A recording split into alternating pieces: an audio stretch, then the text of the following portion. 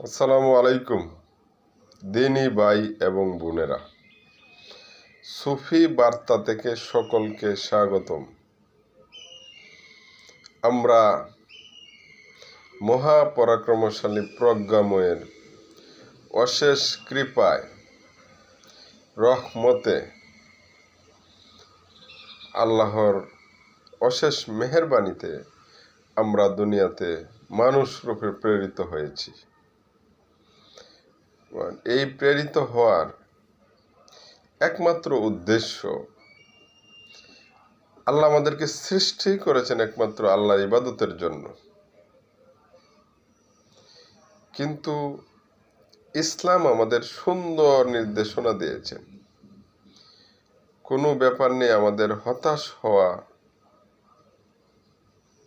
উচিত না, কারণ 5 ওয়াক্ত নামাজের পাশাপাশি আমরা জীবিকা নির্বাহের তাগিদে যে কর্মই করি না কেন, সেই কর্মটা যদি সৎকর্ম হয় তাহলে ওইটাও আমাদের আল্লাহ ইবাদতের শামিল করে দিবেন। এটা আমাদের একটা বড় সুবিধা। আমরা যে কাজেই করি না কেন, আমার আল্লাহ কিভাবে রাজি থাকবেন, আমার আল্লাহ কিভাবে খুশি থাকবেন, এইদিকে আমরা খেয়াল রাখবো।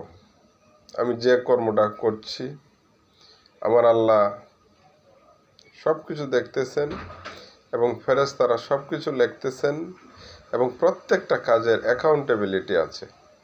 আল্লাহ পাক রাব্বুল আলামিন এগুলো জেনে বুঝে চলার আমাদের সকলকে তৌফিক এনায়েত করুন। আমিন। আসসালামু আলাইকুম।